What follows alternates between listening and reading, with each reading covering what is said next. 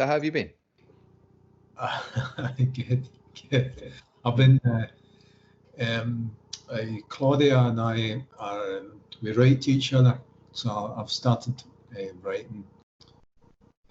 So we spend about half an hour a day just sitting and talk to her, basically. Cool. All right. And now my wee boy's appeared as well. My wee boy appeared last night. Yeah. So now there's three of us. All right. So the wee boy's looking for. He's wanting to come with us now. So I don't know how we're going to put that in, but I think I'm going to go for a walk with the three of us. Claudia comes with me on my walks, and before, when I would maybe go for a walk, and I would see what's happened. I think is it's a piece of me that's been missing. That I've not been listening to, that I've just been I've been working without it. So then I've been looking for it. I think I've been looking for it in other people. Yeah. And you know, with women especially, I've been thinking that you're the missing piece for me, you know, and that becomes overwhelming for a woman. So if there's an attraction to me, there's an attraction, and when I go to that, it becomes overwhelming for the women, and they're like, what the fuck? Because I think that, but in actual fact, it's something in me that I need to find in me. That's what I think. But then my wee boy appeared last night, and he was wanting loved. So I'm always checking in with Claudia, but sometimes I forget. But I think that's just practice. Yeah. Now, some of what John's talking about here might sound a little bit strange, because he's talking to me and we're talking about some things that I've taught him in great detail, we've really explored. And these are not the kind of conversations that he's going out and having with everybody in his life. What he's probably experiencing is that things are just getting a lot easier for him because he's changing the way that he's talking to himself. So the fact that it now seems like he has these extra characters in his head, that he has this wee boy and that he has Claudia that he's talking to, doesn't mean that he's suddenly developing multiple personalities or anything like that.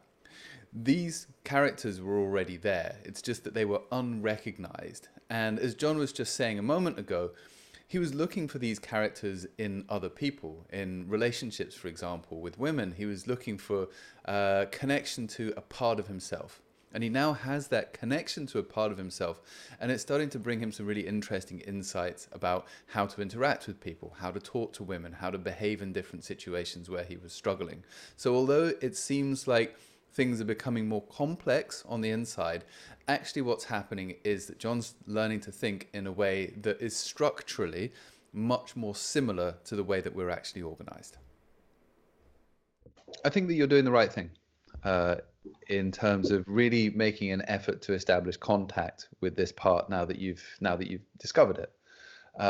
What will happen is you'll discover other parts, like the wee boy that you already knew about has decided that he wants in on the action as well. Now you're going to have a conversation.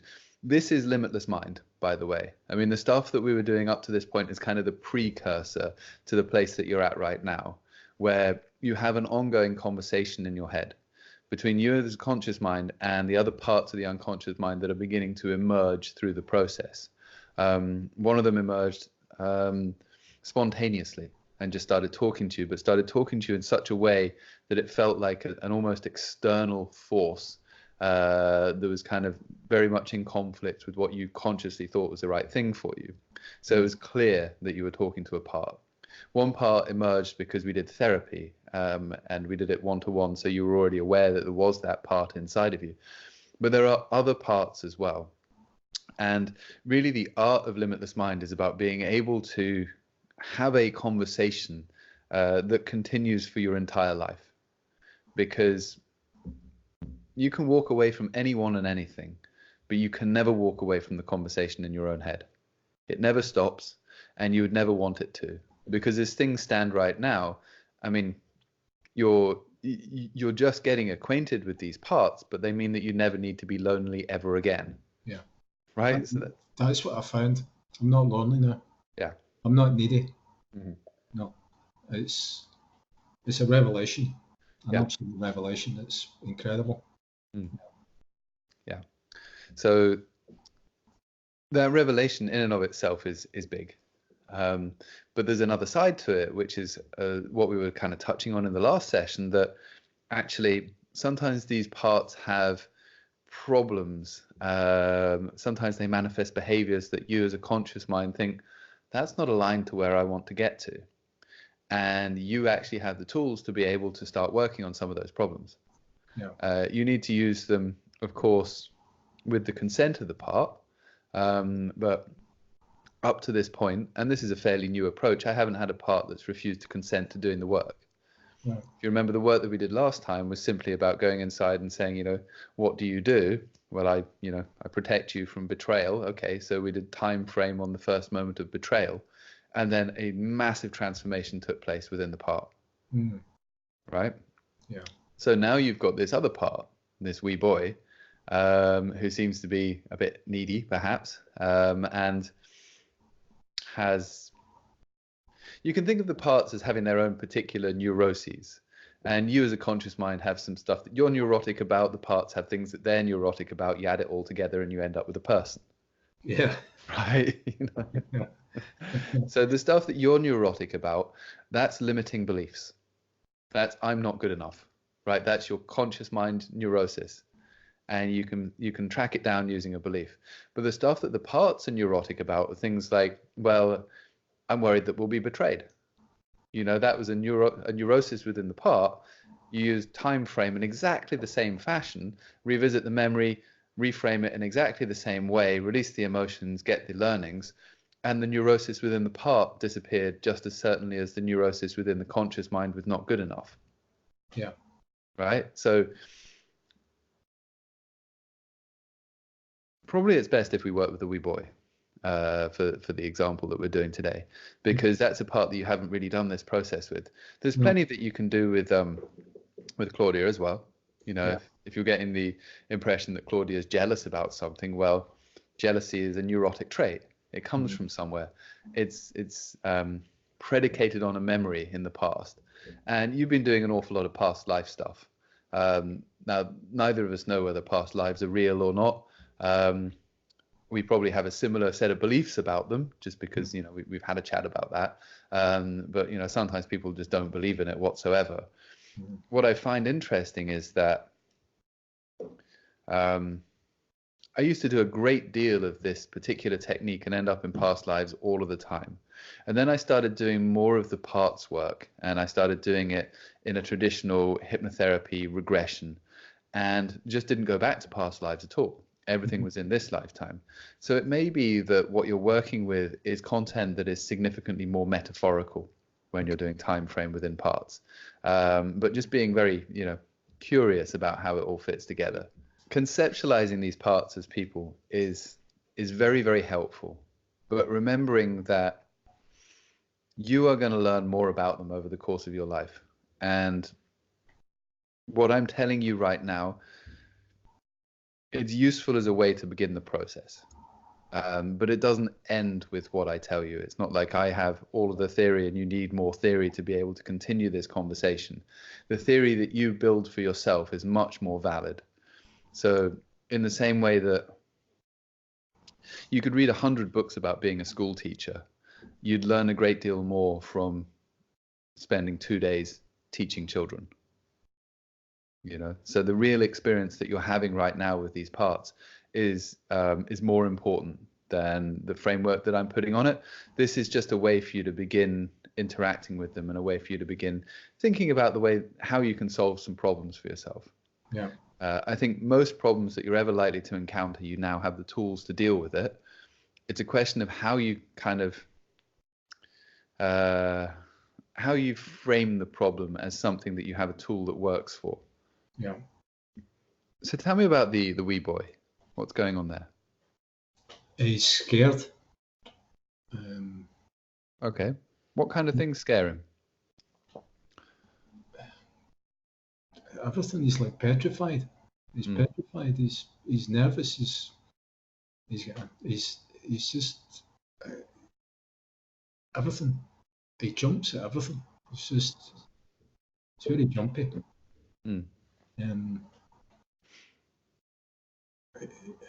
He just needs hugged. He just wants a hug. And loved. But I think he thinks that nobody loves him. Yeah. Does he have that belief? Yeah. Well, that sounds like a pretty good place to do time frame. Yeah. All right. So let's start with that and see where we get to. Okay. So start by checking with the part. Is it happy to? Does it know what time frame is? Yes. Okay. And ask the wee boy, is he happy to do time frame on the moment where he decided that nobody loves him? Yes. All right. Everything okay?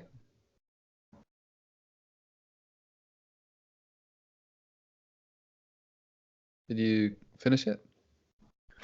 Yeah, I was just going back in, and I was going back in again, and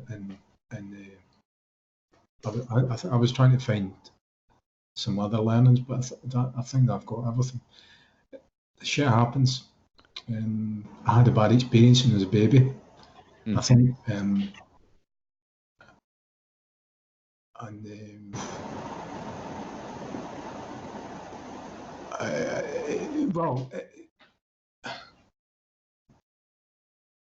see, what I thought it was, it came up, something else came up again. But then the thing I thought it was as well, what I didn't think it was, but then it came back and it was that. I was on the breast, and I bit my mum in the breast, and she yanked me off. So I was in getting my milk and getting fed, and it was quite comfy and loved and nurtured and stuff. And then she yanked me off, and I went, obviously decided that nobody loved me from that point on, and I wasn't lovable. And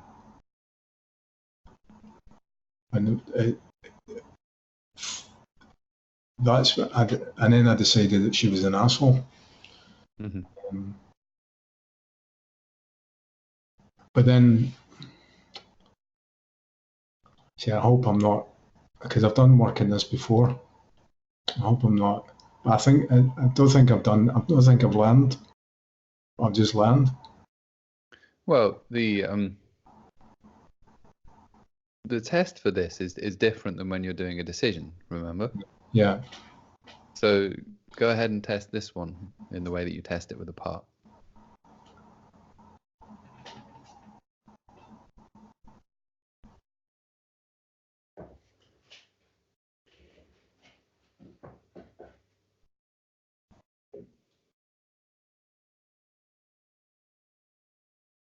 No, it's not there. It's not there. It's weird. Right. Okay. It's a feeling in my head. It's like pure anxiety because in my head. It's not there. Right. Well, when working with a part, the only thing, the first thing that matters, the most important part of it, is the evaluation of the part. So ask the part what it thinks has changed.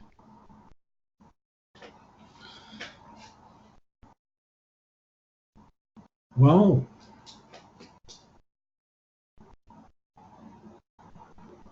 It's okay. It's all right. It's accepted it. It's wow.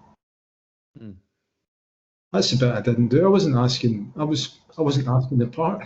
Sorry. It's always the thing, right? It's kind of the theme of the whole program. It's all right. I said, that's all right. Fucking hell. He said, shit happens. I know she loves me because she fed me afterwards, Mm. and she was actually really annoyed at herself for doing it. Mm-hmm. She had a lot of anxiety, Mm. but you can imagine. I mean, if somebody's getting bit in the breast, It's probably quite sore. Yeah, it's yeah, hard to well, imagine. isn't it? Do Yeah, you for knock you the and me. baby off, or do you think about the baby, or do you think about your nipple? I don't know. Yeah. I can't gauge that because I've never experienced it. So, Mm. but it's not on him. It's not on that wee baby. It's not his Yeah. problem. So I think that's the main thing, isn't it? It's not to take on somebody else's. Aye, Yeah. yeah. So it was her shit. Big deal. Just fucking get you. Right, okay, thanks. Right, I'll not bite you again. Get some milk. Yeah. Aye, Mhm. yeah. Okay. The thing with parts is that we often, well, most people don't know that they have them, and even when you do it, it's often easy to forget that they're there, and it's easy to forget some of the theory about them as well. But it pays to keep going back to it and keep thinking about it. Um, at any point in time, there is always one part of your mind that is in control. The others are just watching, or they're asleep, or they're somewhere else. But there's one part that's in control and one part only. You can't have more than one part in control because it's like you can't have two people driving a car. It doesn't work, right? So the conscious mind is kind of a backseat driver. Really, the conscious mind is telling the driver where to go. The driver is the part of the unconscious mind, which means that the feelings that you're capable of experiencing at any moment in time are limited to the feelings within the part that's in control. You have other feelings that are in theory available, but they're not really available because that part is in control, which is why that, let's say you see a woman that you like and you think, oh, I'll just go and say hello to her. And as soon as you stand up, a different part of your mind steps in. Mhm. And the optimism that you had when you were sitting down somehow doesn't seem to be there anymore sometimes. Yeah. And the closer you get, it's like, where did it go? When I was sitting down, I knew exactly what to say and I was totally confident I could say it. But Yeah. now that I'm 3 steps away, I feel like I'm a wee boy or whatever it is. Um, so the art of this is to work with the part that's in control and to work with the challenges within that part. Even if you think that you as an entire person have already dealt with that challenge, you may have done so with the majority of the parts, but not with all of them and not with the part that's in control at that particular moment in time. So I've been working with a lady who she may actually watch this at some point 'cause she's one of my clients at the moment, and she may watch this video quite soon. So hi, if you're watching this, I'm sure she'll recognize this. I'm working with a lady who has been having some trouble swallowing, and it's been going on for a long time. And we did loads of really deep part work, and every time we went back in, it seemed like, oh, well, we fixed it. And then she'd come back in the next week and say, oh, it's still the same. We go back in and things were fundamentally reorganized at the unconscious level over and over and over again. But still the same problem persisted. And it got to the point where things had stabilized at the unconscious level in terms of the way that which parts were in control of the behavior and what they were all agreed to do and so on. And yet the problem persisted. So we went back at that point into really classical hypnotherapy that's real direct suggestion, repetitive suggestion. And now things have started to improve because that message is being communicated across every single part of the unconscious mind. And when it's something like drinking water, say any part of your unconscious mind might be in control. It's very basic. You don't know which part it is. So is it you at work? Is it you with the kids? Is it you, speaking to someone that you're attracted to? Any of those could be possible. So sometimes you need to make sure that a change is perpetuated throughout every single part of the unconscious mind. Sometimes it's one very specific part. So it really depends on the behavior that you're trying to create or modify. And I think that's an important thing to be aware of at this point, that the reason why Limitless Mind is called Limitless Mind is because of the film Limitless. And I watched it and I thought, wouldn't it be cool if you could actually do that? And what would be required to actually do that? And it's like, well, you'd need to be able to communicate with yourself in very sophisticated ways to be able to create those new internal and external behaviors, and particularly the internal behaviors. So when you want to create an internal behavior, what you really want to do is establish which part is going to do it now. And being able to say, well, just because you've come into that situational trigger, having enough awareness to say, oh, I want to break this automatic habit that I've got of going into this part and ask for another part to take over, and get used to being in control. In that sense, you're kind of being the captain in the ship, right? You're delegating. You're saying, no, I don't want you to do that. I want you to do that because I have another plan for you, and I want you to do that later. Yeah. Right? And you can be like that with parts. And the better the relationship that you have with them, the less direction you need to give them. Right? Okay. But it starts by doing this work that you're in the middle of now, which is twofold. One is to establish contact, and the other is to use the tools that you have to help them move beyond the stuckness. You know what you're making of it consciously, but also this was all a surprise to you, right? Absolutely, yeah. So this isn't like a limiting belief that you kind of like, oh, I always knew it was in there. I always knew I wasn't good enough. And it's kind of like just try and ignore it. We're in a very, very different realm now, which is why I have renamed this process, which the guy that created the process of floating up above the timeline, a guy called Tad James, he called it timeline therapy. We're not doing timeline therapy now because we're working within a part. So that's why it's time frame. That's why I've had to repackage it and rebrand it for this. But we're doing something which is working at a significantly deeper and more subtle level. And that's why it can truly surprise you what's going on. But it's like, yeah, it does make total sense now that I'm experiencing it like this. But I had no idea that was in there. And this is the way that you can get to this stuff.